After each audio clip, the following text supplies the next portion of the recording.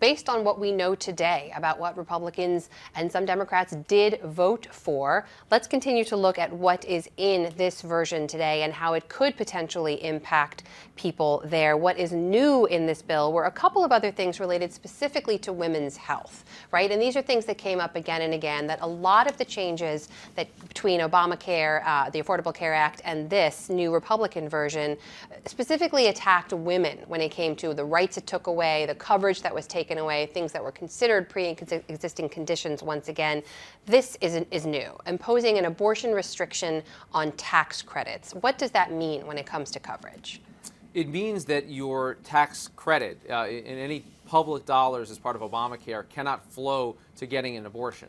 It takes that part of it out of it. You can still get it, you can still pay for it, it's still legal, but you can't make it part of your health coverage. This was a big sticking point for Republicans who tried to make some major provisions in their pro-life platform part of this bill. They also took away funding from Medicaid for Planned Parenthood altogether, even though Planned Parenthood has long said that it didn't spend any public dollars directly on abortion services. We know that abortion is a good portion of their business, and the critique from conservatives has been that they take the money and they use it elsewhere in operations. So Planned Parenthood essentially defunded through the Medicaid program, which is a very big source of funding for them. So those are major changes. Now, the Republicans have said, look, this actually could mean more health clinics, more women's health clinics at the community level getting money from the federal government, but that is tough. And there are big portions of the country where Planned Parenthood is the only real access to abortion services. So taking away the public funding at both levels, funding for Planned Parenthood and also for those tax credits through Medicaid, that's a big hit for people, and it's one less service that's going to be available to a lot of folks. And worth pointing out there, in Planned Parenthood and the services they provide, only 3%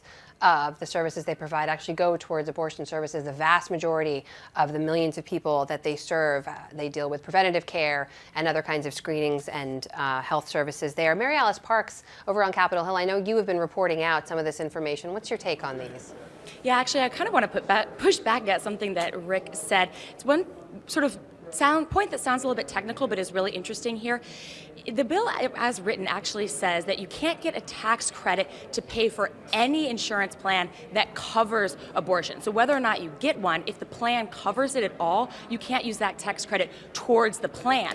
So what some people are worried about is that insurance companies will then just not offer plans that cover abortions at all, because people that are buying plans on that individual marketplace won't be able to use the tax credits to buy them. So it's really a trickle-down effect that could make a really big difference in terms of your ability to access those services at all, or even be covered, have them covered. You know, it's really interesting talking about some of those specific women's issues, again, back on the Senate. We know that there are a number of moderate female senators that say these are poison pills for them. They are not voting for this bill if it still contains any of those measures. Important clarification there. And Rick, it's also worth noting here that this kind of language exists in our current legislation. The Hyde Amendment does specifically prevent federal money for going for abortion services, but this codifies it a bit and broadens it a bit to health care plans in general. If the plan even includes possibility of abortion services, you can't use the tax credit in the bill to buy it. That's a very specific and firm stance House Republicans just took. It is, but it's not a new one. The flip side of it is that this is something that Republicans ran on. You heard it from President Trump in the campaign. The Republicans control Washington. This is a priority. In fact, the Democrats, the supporters of Planned Parenthood, dodged the effort in this current budget bill that's also getting approved in this wacky day in Washington to defund Planned Parenthood altogether. So the critique of Planned Parenthood is not new. We've known that it's coming, and I think anyone that was looking for a Republican, a conservative version of a health care reform had to expect this was going to be a big part of it. So a lot of things that are hidden in this bill, I guess, is my point. This isn't one of them. This is something they've been very public about. And Mary Alice, you've been talking to some of those members over on the Senate side. Do we know what some of those sticking points are going to be moving forward, or does that yet have to reveal itself?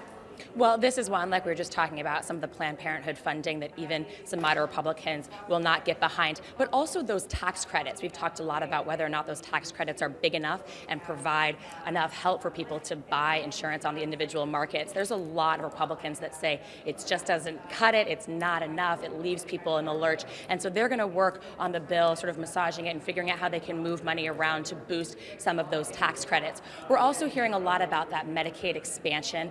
There are Republicans Republicans that aren't comfortable with some of the ways that states could restructure how they spend Medicaid dollars. They think that could really hurt some of the poorest Americans. So I expect to see a lot of amendments around Medicaid and changes that you can and can't make to how states distribute Medicaid money.